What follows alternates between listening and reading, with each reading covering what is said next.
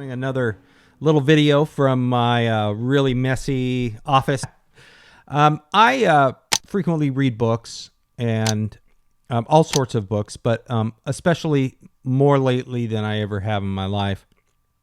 Books about cars and modification of engines and sort of the history of what came out stock-wise anyway. I haven't done much hot rod reading.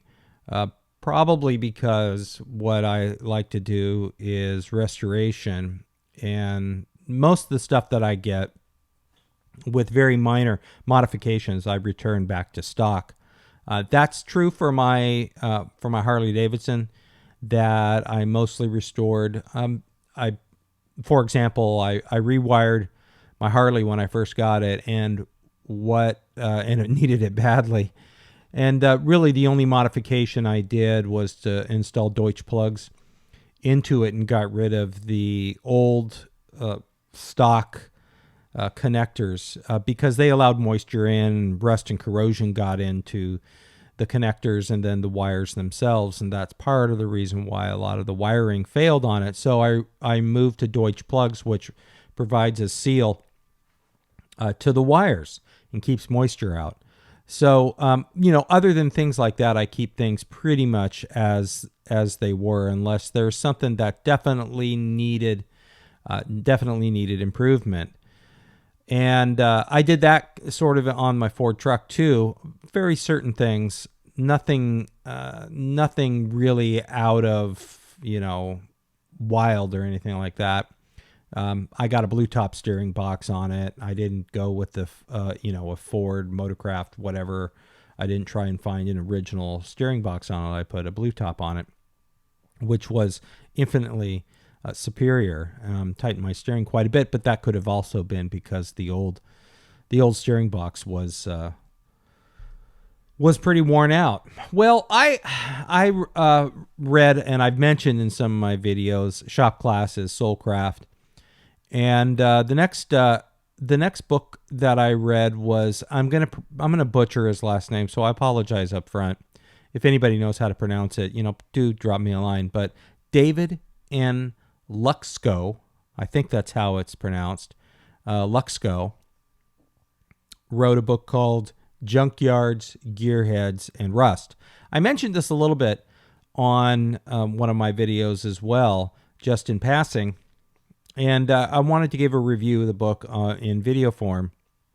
If you're interested in some of this stuff, I have a Substack, and of course I go by the name of American Savage, of course. What else?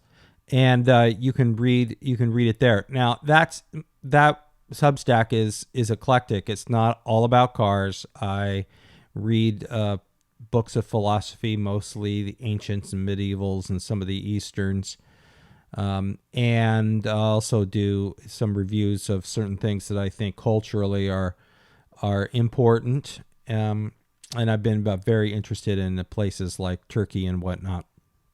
So you're going to find really it's eclectic. It's not for everyone. I totally understand that. But I've been doing, and I've also been writing a book about Ulysses S. Grant, which I started years ago, and it's taken some time to get through because of other, life events, I guess you could say.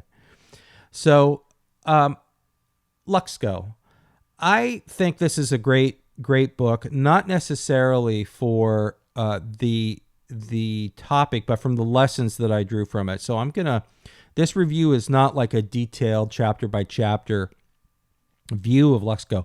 He talks about the beginnings of the automobile and their growth, their abandonment, the growth of junkyards, why it grew, and then the assault on junkyards or the regulation. He's not overtly political, but you can draw conclusions like I did from the book just by reading it. I would say he's pretty even-handed, and certainly I would say he has a affinity for the backyard mechanic and the junkyard owner, and I think he thinks it's sad what's happening across the United States. So without further ado, let me just jump into it. I mentioned the book on my YouTube channel, and I promised a review of it, so, here it is. The auto industry's development was arguably one of the most important manifestations of the 19th and 20th century that freed man from his time and place. In some ways, that is a drawback, removing ourselves from time and place by getting away. But in the realities of the industrial age and in the modern world, then it meant that man had at his disposal the tools of liberty to relieve his estate and not be trapped by local prejudices or other confining local realities that prohibited him from earning all that he could by the sweat of his brow. Enter David Luxco's excellent book, Junkyards, Gearheads, and Rust, to remind us where we started and what transpired to saddle us where we are now. Now, we cannot help but admire the people of a more hardy time who, in their manly ambition, risked name and reputation to create something that would, in fact, help in real terms the average American. Even if the industry began as a rich man's toy, the auto industry, it was never the intent of people like Henry Ford to benefit people of a certain class. He wanted his cars, his tractors, his trucks to be useful to those in the country as well as the city. So this book by Luxco is not necessarily about such grand cultural effects of the automobile. However, it talks about a meaningful car culture that grew up around it. By that, I mean gas combustion engines, battery-powered cars, steam engines, steam engine-powered cars were a miserable failure, even though they had their advocates, maybe even cult-like followers back then. Even Ford dabbled with the electric car, and Ford's good friend Thomas Edison tried and failed to make a reliable vehicle, a reliable economic vehicle, which you might say in some ways, same as today. Regardless of the power source, this book is about the culture of repair, fabrication, and yes, even environmentalism, reusing old car parts for their intended purposes or for using them in unique ways that contributed to the hot rodding culture. Motorcycles also had this culture at the same time. Luxco details the rise of the hot rodders quite well. As the author makes clear, no one restored their vehicles between 1890 and about 1920. Most of the cars were scrapped or found in the salvage yard. While someone might refurbish their auto, they did not exactly restore it. Most cars between 1900 and 1920 were simply abandoned. They were left on the side of the road or in parking lots. However, by the early 1900s, there were stories of prominent magazines like Motor Age that got excited at barn finds from the late 1890s and one steam engine car that was found in 1855. Hard to believe it goes back that far. The salvage and towing business grew out of the abandonment of cars left for all to see. In fact, it was because of this abandonment problem that tow trucks were invented. By the 1930s, restoration became a more popular vocation to preserve what was made from the previous 20 to 30 years for posterity. Most of these hardy attempts were not from the elite classes. The rich weren't doing this, but it came from the lower income brackets who had the mind and the talent to do real work. It was them who preserved our memory. The greatest resource to the restorationists was the salvage yard, where the location of parts could be found and reused. By the 1950s, it was the yard where one could even find enough to complete a car to restore. This was more the case for mass-produced cars like the Model A or T in the beginning, but it was possible throughout the 1960s. From the 60s to the 80s, an enterprising person can find a Mustang or a Camaro at the local pick and pull. Good luck finding one now. If someone finds a classic car today, it will likely come from places like Arizona because it's rust-free. It's a rust-free area. It's a desert. Or it might be some sort of barn find, a car stuffed in a barn, forgotten about for generations. However, the market is pretty much exhausted by the end of the 1990s. Finding one now would be a rare find indeed. The attack, and I think this is the most interesting part of the book in many ways, The attack not only on gas engines, but classic cars of all stripes began from the environmentally hostile state of California. In the 1990s, Luxco details the attempt to run any old and its preservation, anything old and its preservation out of our memory. By the 1990s to the 2000s, salvage yards began to close. Why? Because the federal regulatory environment and insurance companies were making it expensive for those people to operate their yards. The latter was in doubt, caused by the former. That was by far the greatest blow to the salvage of old cars, but nothing outlasts time, and according to the author, and nature also takes its course. Things return to dust. We all do. In American Graffiti, he brings this up just a little bit, but I want to extrapolate on this. In American Graffiti, the 1973 movie reminisced about the golden age of hot rodding and a general manly spirit for speed and, of course, girls. By 1973, that spirit and nostalgia was doomed. Luxco does not draw this connection as out completely, but he does describe how the era came to a close and the nostalgia for that era and time faced increasing complexity of modern life.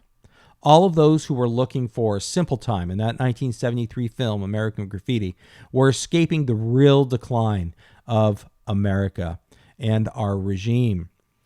That is, the framing of Richard Nixon by the ruling class, the emasculation of men, all started well before American Graffiti came out. But everyone felt it, even if they couldn't pinpoint exactly what was wrong. Everyone saw or felt a denuding change coming, and this is why the movie was such a hit. It was the last gasp of American liberty. The decline of the salvage yard is no different. It is but one of many examples of the decline of American life. For the 1950s, it was the resurrection of the 1930s. For the 1980s and 90s, it is the resurrection of the 1960s. For our present time, we now have a distinct drive to resurrect the 1980s and even some stuff in the 1990s. All of these eras seek to preserve something of the quality and spiritedness of the American idea. For all real practical purposes, the era of real vehicles ends, this is my opinion now, in 1986. The author, and I say that because of the body styles changing, because of the regulatory environment. So what I'm saying here, I realize is a little bit controversial, and there will be lots of disagreement, but hey, it's my opinion, so there you go. So I think it ends in 1986. Square bodies went out of, the square body went out, and the noses started to get round, and they started making our cars cheaper, lighter. I would say more inferior. But Luxco does not make that argument, so I want to be clear here that I am making that argument. There's no real restoration of modern vehicles from the mid to late 90s onward. No one stops to look at a vehicle made in 1990 and or after. I have been to many salvage yards, and no one is looking to do anything with a vehicle in the yard except from those years, except get a part to keep something on the road. They're not trying to make their car look better. They're not trying to hot rod one up. So they're not trying to make their vehicle look like it once was. If there is one thing that the salvage yard represents, it is gold. For many, it is a trip back into the way things were, not because of nostalgia necessarily, although that does play into it, but because we made things back then that were higher quality. They looked better. They sounded better. And most of those cars appealed to our human existence. You might even say, and you will hear people say, man, they don't make them like that anymore. Or, man, those cars were beautiful. They don't say that today. They did even back then when they came onto the showroom floor. From the 1960s to the present, we find a highly organized assault, mostly driven by the government, leftists, to snuff out any avenue men might have for creating manly things. It all started with the LBJ administration's Highway Beautification Act of 1965. Luxco does a very good job of explaining all of this. But just what was the issue at hand? Luxco explains. The ugly salvage yards that existed long before people started moving into an area where a salvage yard existed. The people seeking to leave their poorly managed cities, usually in blue states, cities like New York and the Northeast, etc., then applied the same regulations. In other words, they brought the same politics that they had up there to where they moved into.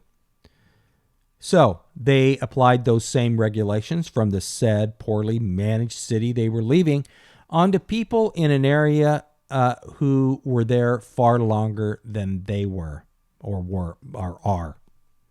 They moved near a salvage yard by choice. Then, instead of taking responsibility for their own decisions, sought to violate the property rights of the salvage yard owner by regulating it out of existence.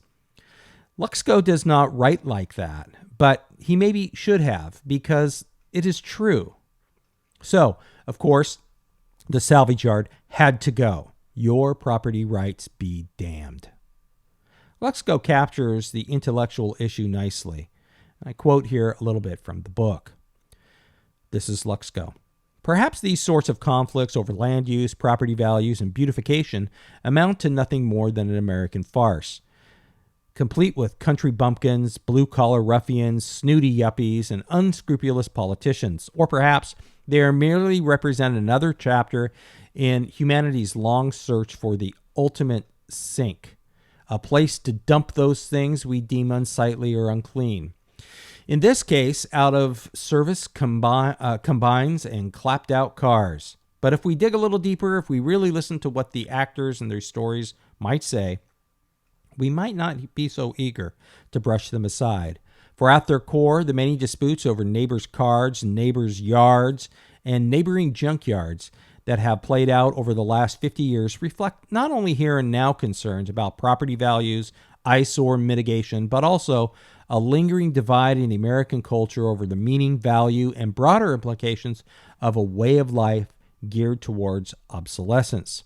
Put another way, these stories present a clash of worldview centered broadly on the relative merits of old and new.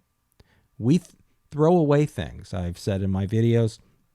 Part of the reason why I started the American Savage Garage was to preserve those things that we should preserve. It's more environmental to do so. It is better for the environment to keep those things that we have and not throw everything away. Not everything is disposable. Not everything is broken beyond repair. Luxco goes on about the Beautification Act of 65, however, was a miserable failure because it relied on states for enforcement. The states checked federal accumulation of power and said, yeah, we take a pass. Hard no. Hard no.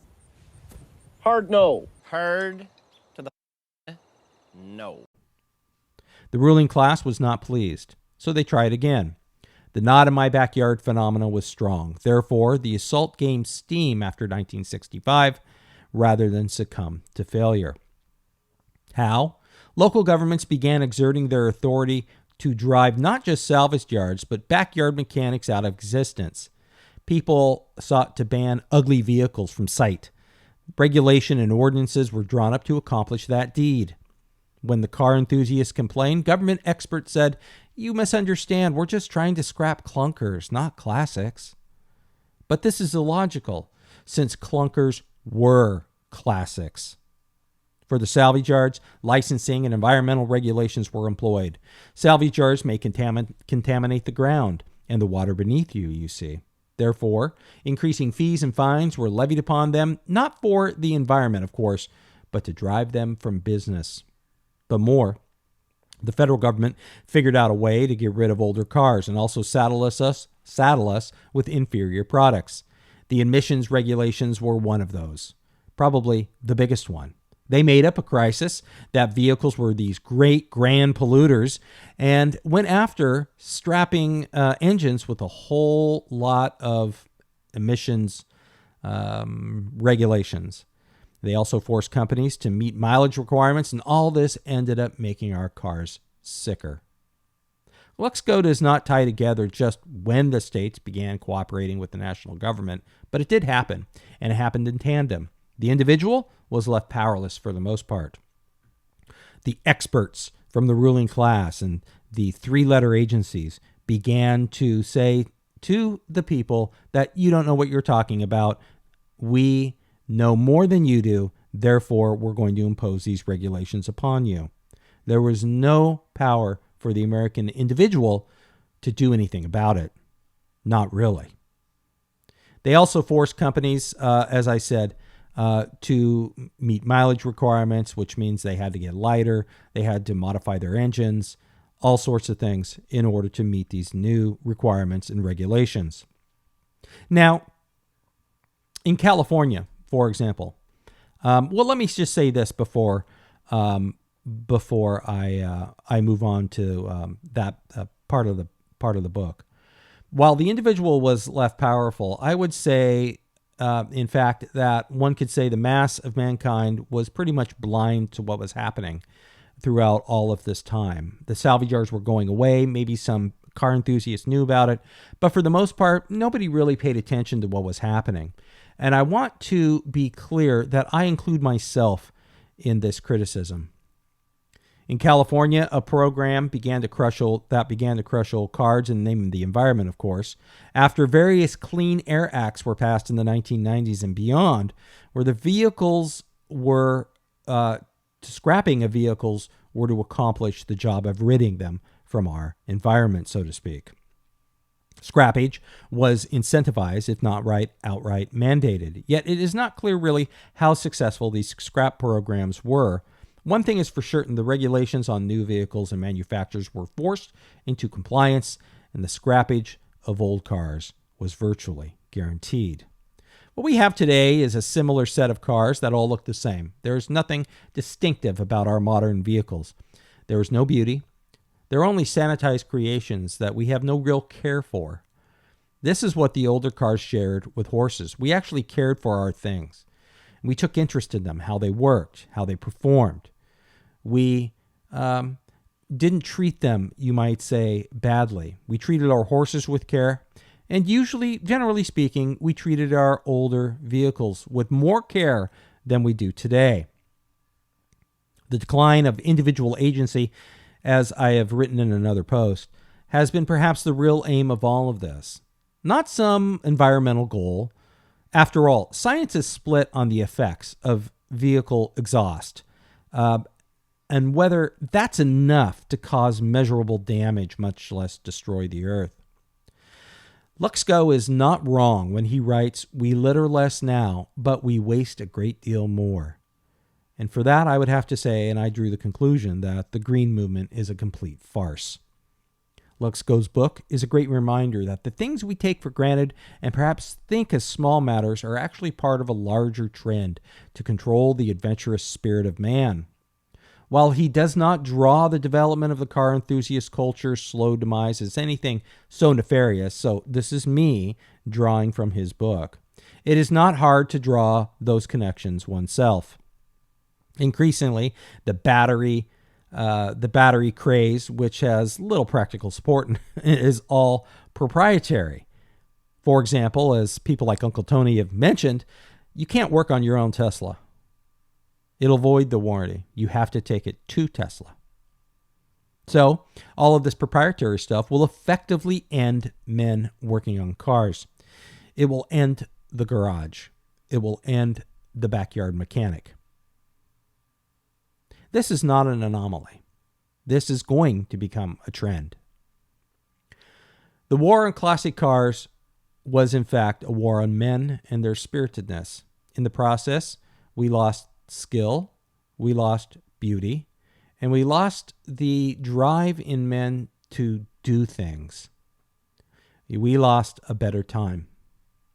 It all began when this country went to war on the salvage yard and the classics they contained. All right. Hang loose.